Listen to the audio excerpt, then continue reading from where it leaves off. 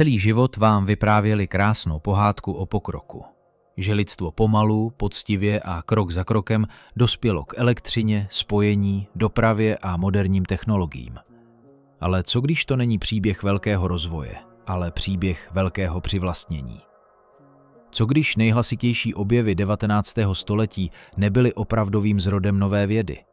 Co když nevznikly od nuly, ale byly vyzdviženy z prachu, obnoveny, ukryty pod novými jmény a vydávány za vlastní úspěchy? Proč graf vynálezů najednou exploduje téměř svisle vzhůru a pak stejně zvláštně klesá? Proč při milionech vědců, superpočítačích a rozpočtech stovek miliard svět už nedostává objevy úrovně minulých epoch? Proč témata spojená s éterem, bezdrátovou energií a alternativními principy fungování reality se nejprve vážně studovala a pak jakoby byla z vědy úplně vystřižena? Proč se obrovské stavby 19. století objevovaly takovou rychlostí, jako by se nestavěly, ale prostě vykopali a znovu předložili světu? Proč osamělí jedinci bez obřích laboratoří měnili civilizaci, zatímco moderní vědecké říše stále častěji vydávají jen nový obal pro staré technologie? A hlavně, kdo přesně rozhodl, že některé znalosti mají skončit v učebnicích a jiné zmizet navždy? Kdo získal přístup ke skutečným technologiím? A co přesně před námi stále skrývají za slovem nemožné? V tomto videu rozebereme řetězec zvláštností, který vypadá příliš souvisle, než aby byl náhodný. A ke konci se dostaneme k otázce, po které oficiální verze historie začíná praskat ve švech. Dívejte se pozorně. To nejnepohodlnější a nejdůležitější je skryto ne na začátku, ale ve finále. Od dětství nám vtloukali do hlavy stejné schéma. Nejprve člověk žil primitivně, pak začal chytat rozum.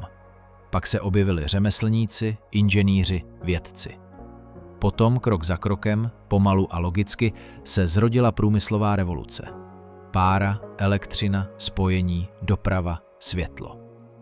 Všechno prý vyrostlo jaksi samo, jako by historie plynula rovně, klidně a poctivě. Ale stačí na chvíli odstranit školní rám a podívat se na tento obraz bez obvyklých popisků a hned v něm začnou trčet podivné švy. Chtějí po nás, abychom věřili, že lidstvo se po staletí pohybovalo téměř po slepu a pak najednou během několika desetiletí vyprodukovalo takový tok technologií, jako by někdo prostě otevřel sklad s hotovými řešeními. Příliš prudce, příliš hustě, příliš mocně. Jakoby nevynalézali, ale zvedali, čistili, skládali a znovu spouštěli to, co už bylo vytvořeno dříve. Oficiální verze to vše podává jako přirozený triumf rozumu, ale ve skutečnosti je tu mnohem více otázek než odpovědí. Proč se nejobtížnější průlomy neobjevují po dlouhém pochopitelném řetězci pokusů a omylů, ale jakoby hned v hotové podobě? Proč tam, kde by podle logiky měla být desetiletí neúspěchů, náčrtů a slepých uliček, vidíme hotový výsledek, který mění celou epochu? Proč mnoho klíčových postav té doby nevypadá jako produkt mocného akademického systému, ale jako lidé, kteří náhle získali přístup k něčemu velmi velkému? Říkají nám, takhle pokrok funguje. Ale pokrok obvykle leze, chybuje, prokluzuje, naráží na strop, otáčí se, dělá krok zpět. A tady je pocit, jako by v určitém okamžiku někdo zapnul vypínač. Ještě včera svět žil jedním tempem a pak najednou začal úplně jiným. A tohle nevypadá na plynulý vývoj. Vypadá to na otevření zapečetěného archivu. Nejnepříjemnější na tomhle příběhu je, že jsme si zvykli ani takové otázky nepokládat. Pokud se objevila technologie, znamená to, že byla vynalezena. Pokud se jméno dostalo do učebnice, znamená to, že máme před sebou génia. Pokud jsou data ve správném pořadí, znamená to, že všechno sedí. Ale data právě nesedí, tempo nesedí, měřítko nesedí. A čím pozorněji se díváte, tím víc praská obvyklý obrázek. A teď hlavní moment. Tohle se dá ověřit bez emocí, bez sporů, bez slepé víry. Nemusíte hádat, kdo má pravdu. Nemusíte si vybírat, komu je sympatičtější věřit. Stačí udělat jednu věc. Otevřít holá data a podívat se, jak skutečně vypadal rytmus vynálezů podle let. Právě tam začíná to nejnepohodlnější představení a tady začíná to nejzajímavější. Stačí odstranit krásné formulace z učebnic a otevřít suchou statistiku a historie pokroku přestane vypadat plynule a přirozeně. Na grafu je vše vidět bez zbytečných ozdob. Dlouhou dobu čára téměř leží u samé země. Vynálezy jsou, ale je jich málo. Ojedinělé výkyvy, jednotlivé nálezy, dílčí vylepšení. Žádný šílený proud, žádný lavinovitý růst. Svět jakoby se pohyboval pomalu, těžce a velmi opatrně. A pak se stane něco zvláštního. Přibližně v polovině 19. století se křivka začne zvedat. Nejprve klidně, téměř neznatelně, pak stále rychleji. A už ke konci století doslova míří vzhůru, jako by někdo náhle otevřel stavidla. Během krátké doby v historickém měřítku lidstvo získá celou řadu technologií, z nichž každá mění pravidla hry. Spojení, světlo, motor, nové způsoby pohybu, nové zdroje energie, nové nástroje pro ovlivňování samotné reality. Ale ještě zvláštnější je, co následuje. Pokud je oficiální obraz správný, pokud to byl výsledek přirozeného hromadění znalostí, pak by po takovém skoku měla čára stoupat ještě výš. Zvláště ve 20. a 21. století, kdy se objevily obrovské instituce, miliony specialistů, nejvýkonnější technika a rozpočty, o kterých se starým vynálezcům ani nesnilo. Logika napovídá jedno. Průlomů by mělo být více. Ve skutečnosti se děje opak. Po vrcholu začíná pokles. Ne okamžitý pád, ale pomalé sklouzávání dolů. Jakoby zlatá žíla nejprve tryskala fontánou a pak začala rychle vysychat. A tady už se nedá mávnout rukou se slovy o přirozeném pokroku, protože přirozený pokrok se takhle nechová. Pokud se systém rozjel, získal zdroje a lidi, neměl by ztrácet tempo. To znamená, že dál je třeba položit už zcela nepohodlnou otázku. Proč dnes, když má věda téměř vše, dává světu znatelně méně než tehdy, když vynálezci neměli téměř nic? A tady oficiální verze začíná selhávat už ne pocitově, ale prostou logikou. Nabízejí nám vysvětlení, že moderní věda se stala obětí vlastní složitosti. Prý dřív se dalo něco velkého objevit pomocí stolu, drátu a pár šťastných nápadů, ale teď zůstaly jen úkoly takové úrovně, na které jsou potřeba tisíce lidí, roky výpočtů a obří rozpočty. Na poslech to zní solidně, téměř přesvědčivě, ale jen do chvíle, než porovnáte vstup a výstup. Dnešní věda má vše, o čem si vynálezci 19. století nemohli ani nechat zdát. Superpočítače modelují procesy, které byly dříve zcela neviditelné. Laboratoře za miliardy umožňují nahlédnout do samotné podstaty hmoty.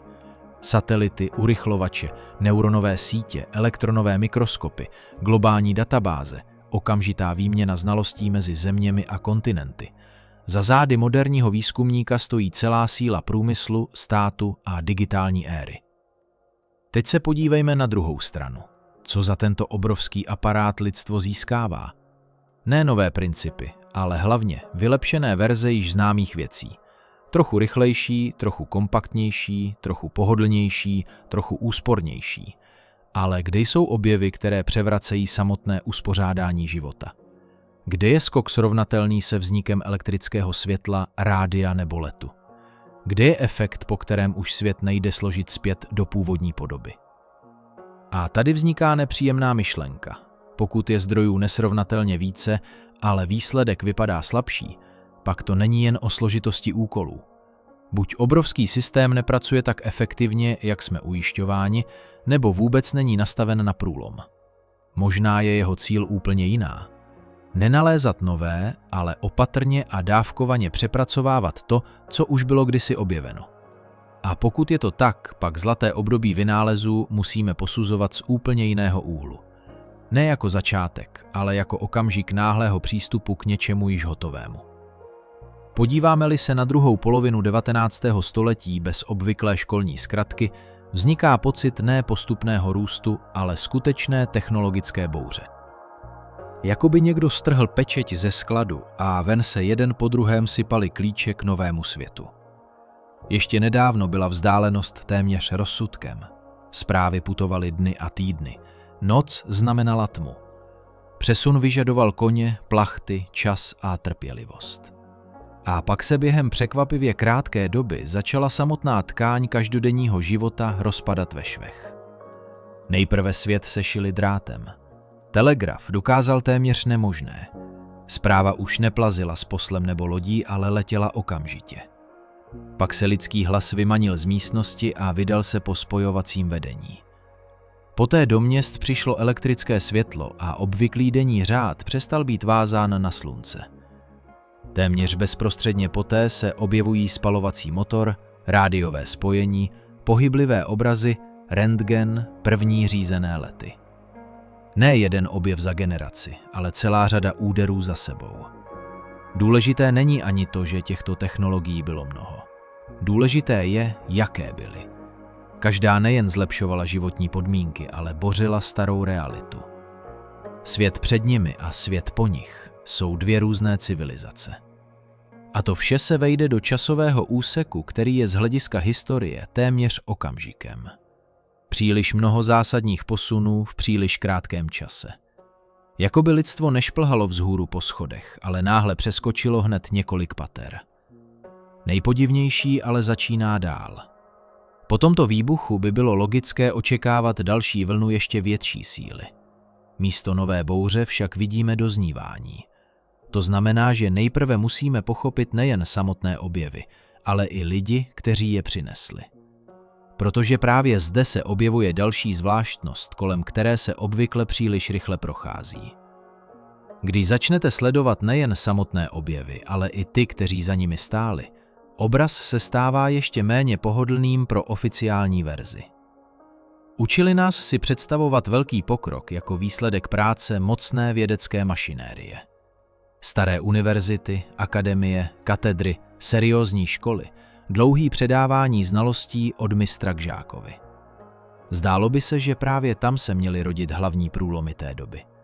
Ve skutečnosti to ale vypadá mnohem podivněji. Příliš často rozhodující kroky nedělají představitelé neohrabané akademické špičky, ale lidé z životopisy, které se špatně snášejí s obrazem systematického vědeckého triumfu.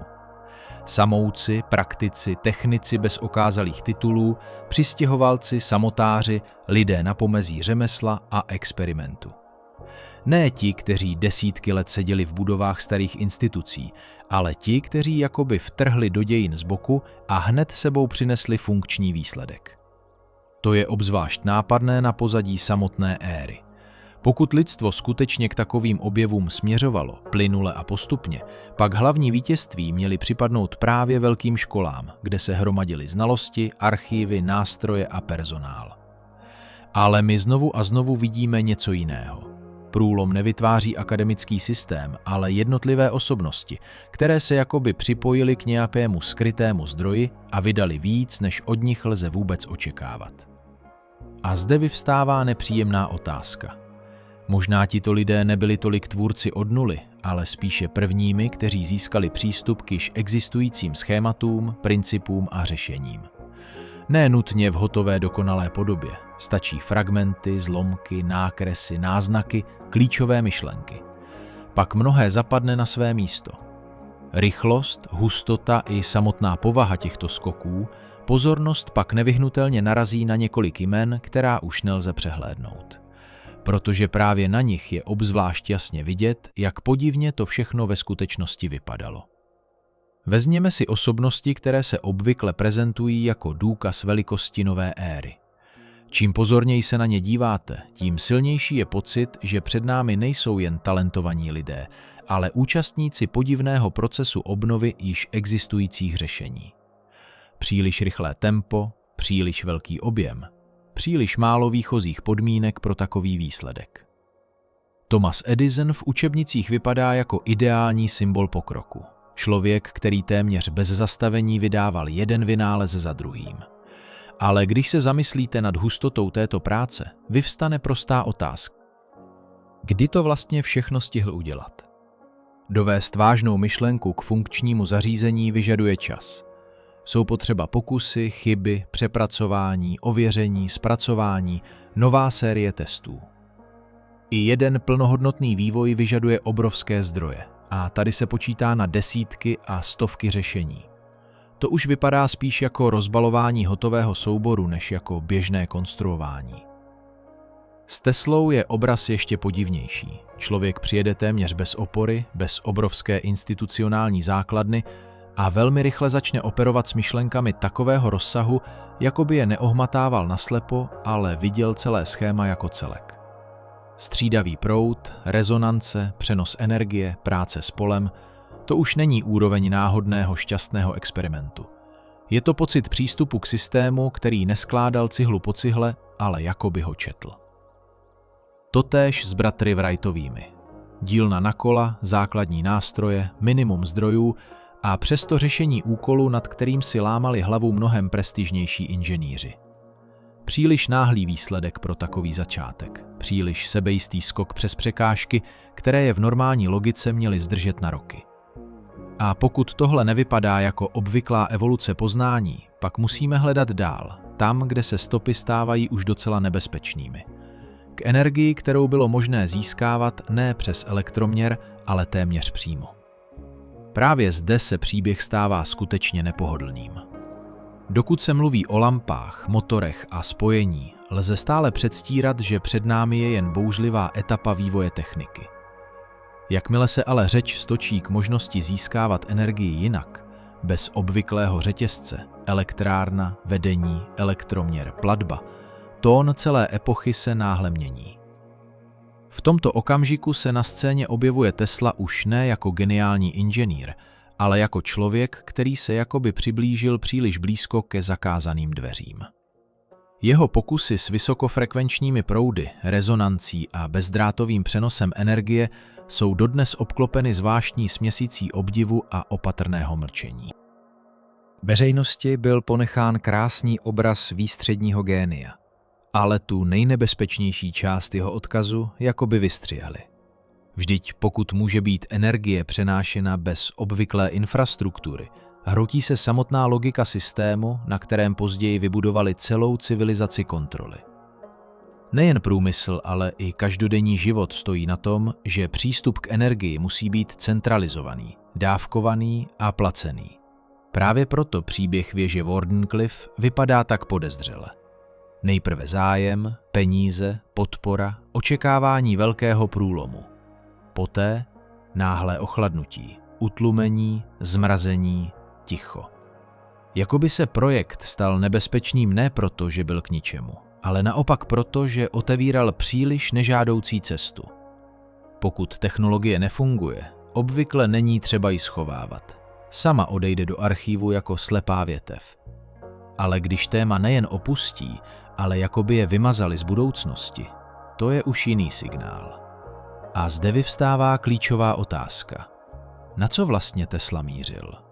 Na krásný, ale neuskutečnitelný experiment? Nebo na přístup k prostředí, které může přenášet energii zcela jinak, než nás to učili později?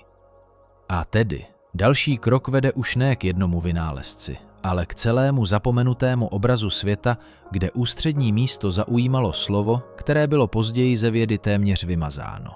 Éter. Dnes slovo éter zní, jako by šlo o něco naivního, zastaralého a dávno vyvráceného. Bylo záměrně umístěno do zóny posměchu, aby samotné zmínění vyvolalo v člověku vnitřní stopku. Ale pokud se vrátíme v čase, obraz bude úplně jiný. Po dlouhou dobu nebyl éter považován za marginální fantazii. Byl součástí seriózního vědeckého obrazu světa. Skrze něj se lidé snažili vysvětlit šíření světla, elektrických jevů, vln, gravitace a samotné struktury prostoru. To znamená, že dříve to nebyla exotika na okraji vědy, ale jeden z opěrných modelů, s nímž pracovali největší mysli své doby. A toto je obzvlášť důležité. Takové věci nemizí okamžitě, pokud byly jen omylem. Obvykle teorie praská, přepracovává se, rozpadá na nové směry, zanechává za sebou stopy a pokračování. Ale s éterem se stalo něco jiného. Nedopracovali ho, nepřestavěli, neupřesnili. Jako by ho vystřihli celý, jako nebezpečný fragment z cizího textu.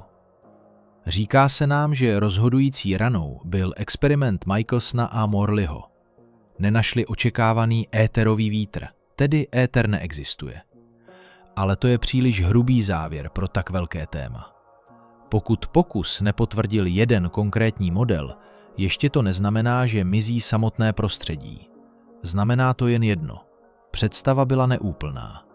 Místo úpravy modelu však následovalo téměř exemplární odříkání celé konstrukce.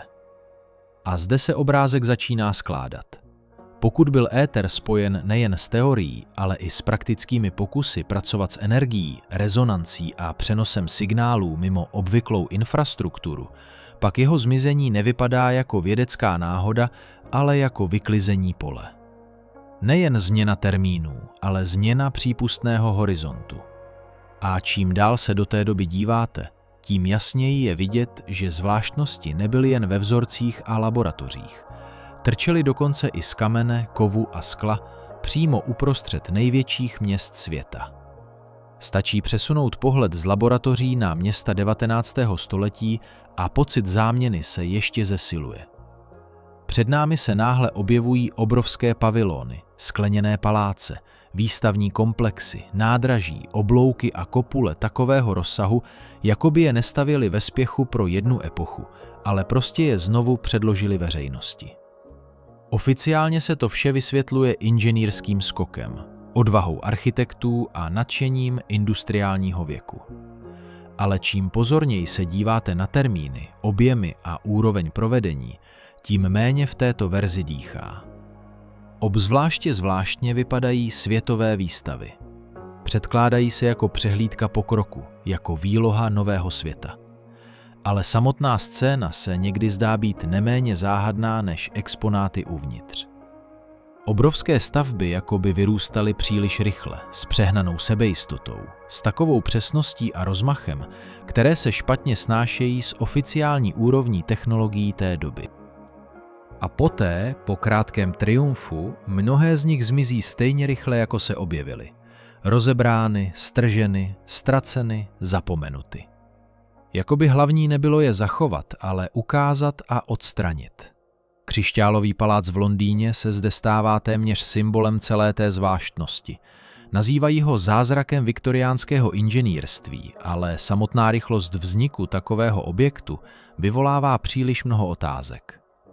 Když se obrovská konstrukce ze skla a kovu objeví téměř okamžitě, člověk chce pochopit nejen, jak ji sestavili, ale i odkud se vůbec vzala možnost něco takového sestavit v takových termínech.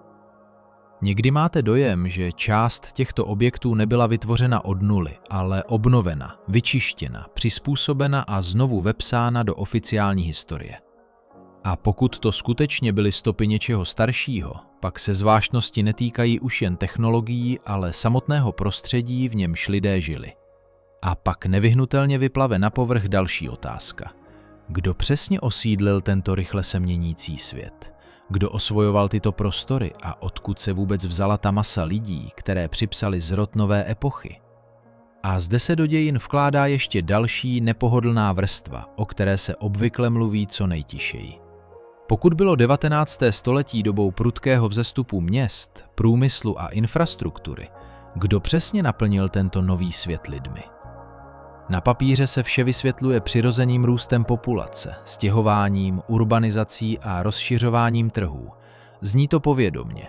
Ale když začnete porovnávat tempo přírůstku, rozsah válek, epidemií, hladomorů a současné osídlování obrovských prostor, obraz už se nezdá tak jednoduchý. Příliš mnoho věcí by muselo dokonale zapadnout. Města by musela vyrůst příliš rychle. Příliš mnoho lidí by se muselo současně ocitnout na nových územích, zapojit se do výroby, osvojit si řemesla, dopravu, techniku, administrativní systémy. A to vše na pozadí těžké doby, kdy ztráty obyvatel nebyly vůbec maličkostí. Proto se objevuje verze, která zní nepohodlně, ale v této logice nepůsobí náhodně. Co když se část prostoru zaplňovala nejen přirozeným přírůstkem, ale i hromadným přesunem celých skupin? Pak se mnohé začne skládat jinak. Spolu s lidmi se mohly přesouvat nejen rodiny, pracovní síly a nové dokumenty, ale i zbytky praktických znalostí. Ne ve formě otevřených knihoven, ale ve formě dovedností, schémat, pochopení, kde hledat a jak obnovovat. A pak postavy tzv. Géniů přestávají vypadat jako zázrak z čistého nebe. Stávají se lidmi, kteří se ocitli blíže než jiní mizející vrstvě staré technické kultury. Ale tato verze má i pokračování. Pokud v určitém okamžiku takoví nositelé znalostí skutečně existovali, proč pak vše začalo upadat? Proč se na začátku nového století proud průlomů tenčí a sama věda se postupně mění v těžkopádný řízený systém? Znamená to, že to nebylo jen o lidech? Znamená to, že paralelně probíhal ještě jiný proces, větší, tvrdší a mnohem lépe organizovaný? Tento proces je dobře patrný v okamžiku, kdy se svobodné hledání začíná měnit v řízený systém povolování. Dokud vynálezce pracoval téměř přímo s realitou, ověřoval myšlenku rukama, zkušeností, výsledkem. Pokud se zařízení rozběhlo, ukazovalo se, diskutovalo, pokoušelo se jej napodobit. Ale pak mezi člověka a objev vstoupí celá vrstva zprostředkovatelů. Komise, recenze, patentové filtry, korporátní zájmy, uzavřené laboratoře, granty, povolená témata, správné formulace. Věda přestává být honbou za pravdou a stále více se stává územím s režimem vstupu. To je ten klíčový zlom. Systém už neodměňuje toho, kdo rozbíjí rámec. Odměňuje toho, kdo se uvnitř něj opatrně pohybuje. Nevycházej za hranice přijatého modelu, nedotýkej se nebezpečných témat, nepokoušej se přestavět obraz světa jako celek. Zlepšuj to, co už existuje. Zhutňuj, zlevňuj, optimalizuj. Dělej to vhodnější pro trh. Takový výzkumník je bezpečný, nepřevrátí stůl, jen vyleští už schválenou konstrukci. Proto se mění i samotná povaha vynálezů. Na povrch nevycházejí nové principy, ale variace starých. Ne průlom, ale aktualizace. Ne skok, ale dotažení. Systém vázaný na zisk a kontrolu nemá rád technologie, které činí člověka příliš nezávislým. Je mu pohodlnější prodávat vylepšenou verzi známého nástroje, než připustit věc, která znehodnotí celé odvětví. Tak vzniká svět, kde se inovací nazývá nový obal, nové rozhraní, nová forma závislosti. A čím déle tento model funguje, tím silněji ovlivňuje nejen vědu, ale i samotné myšlení společnosti. Lidé jsou postupně navikováni považovat za normu ne hledání nemožného, ale konzumaci povoleného. A tady se celý obraz konečně uzavírá. Protože už to není jen o skrytých technologiích a ztracených znalostech. Jde o to, proč většina vůbec přestala vnímat, že je vedena úzkou chodbou, vydáváno to za pokrok. Právě proto hlavní síla systému nespočívá v tom, že prý vše dokonale skryl. Hlavní síla je v něčem jiném. Dokázal zařídit, aby většina lidí přestala vůbec hledět směrem k velkým otázkám. Od dětství jsou navikováni považovat úzký koridor přípustného za normu. Tady je učebnice, tady je oficiální verze, tady je seznam povolených témat. Tady je soubor technologií, kterými se lze obdivovat. A vše, co vychází za hranice tohoto rámce, je předem označeno jako nesmysl, výmysl nebo nebezpečný blud. Člověk žije uvnitř této konstrukce a ani si nevšimne, jak je úzká. Používá zařízení, která vypadají moderně, ale fungují na starých principech. Vidí nekonečný proud nových modelů a aktualizací a zdá se mu, že pokrok běží naplno.